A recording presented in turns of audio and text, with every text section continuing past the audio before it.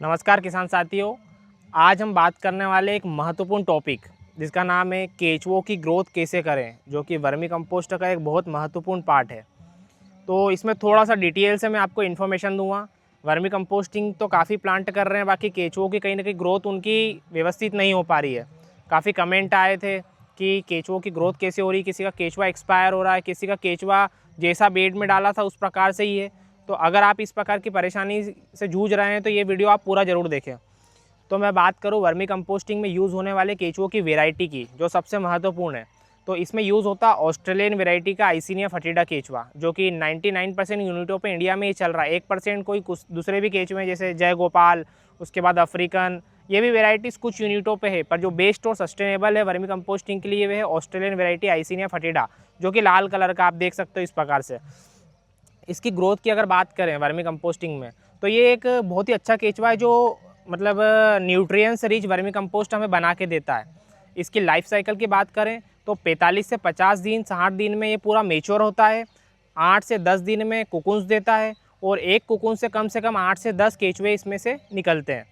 अगर vermi composting में इस केचुओं की ग्रोथ के लिए हम इसको प्रॉपर तरीके से न्यूट्रिएंट्स, फूड, पानी, मॉइस्चर वगैरह सब पूरा मेंटेन करते हैं तो इसकी ग्रोथ बहुत अच्छी होती है। ग्रोथ के लिए हमें विशेष ध्यान रखना है कि इसके लिए जो गोबर है वो 90 दिन के अंदर का यूज़ करें वर्मी कंपोस्ट बेड में। 90 दिन के पुराना गोबर होगा तो उसमें कहीं ना कहीं न्यूट्रिएंट्स की कमी रहती है, गोबर सड़ जाता है, डिकम्पोस्ट हो जाता है, तो उसमें केचुआ अच्छी ग्रोथ नहीं कर पाता है।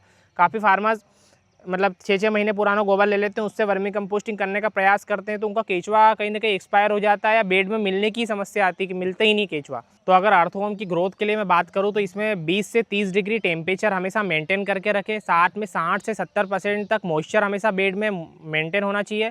अच्छी ग्रोथ के लिए आप इसमें गुड़ बेसन का उपयोग भी समय समय पर कर सकते हो। ये है एक अच्छे केचुओ ग्रोथ के लिए माहौल की बात। अब सेकेंड टॉपिक आता है कि इसको किस प्रकार का बेड बना कर दे। तो इसको बेड जो है हमारा वो 2 से 2.5 फीट चौड़ा होना चाहिए, 3 फीट चौड़ा, 1 से 1.5 फीट ऊंचा बेड होना चाहिए, जिसमें 90 दिन के अंदर का अच्छी क्वालिटी का केचुआ, जैसा हम जो गोबर है वो हमने ले रखा है, इस प्रकार का अगर आप गोबर का चुनाव कर रहे हो तो आपका केचुआ समय के साथ और बहुत अच्छे से बढ़े। 60 से 70 दिन में आपका केचुआ बहुत अच्छी ग्रोथ करने के बाद इसका एक महत्वपूर्ण पार्ट रहता है कि समय पे और व्यवस्थित तरीके से इसको नए बेड में शिफ्ट करना।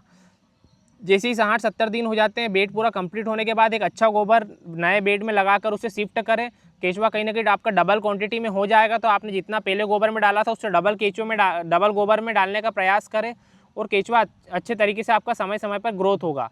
तो दोस्तों, आपने देखा कि वर्मी कंपोस्ट वाले केचुओं की ग्रोथ करना कोई मुश्किल कार्य नहीं है। अगर सही देखभाल, सही गोबर का चुनाव और सही तरीके से आप मैनेजमेंट करते हो तो बहुत कम समय में एक अच्छे लेवल का वर्मी कंपोस्ट साथ में एक अच्छे केचुओं की ग्रोथ आप कर सकते हो। जैसा कि आपकी कहीं ना कहीं एक मंशा रहती है कि केचुआ जल्द से जल्द डबल हो। तो दोस्तों, आप वर्मी कंपोस्टिंग करने का प्लान कर रहे हो या वर्मी कंपोस्टिंग करना चाहते हो या वर्मी कंपोस्ट खरीदना चाहते हो, केचुआ खरीदना चाहते हो, तो नीचे दिए गए नंबर पर कॉल करें। हम आपको all India best services, best quality का केचुआ डिलीवरी फ्री करेंगे। थैंक यू दोस्तों।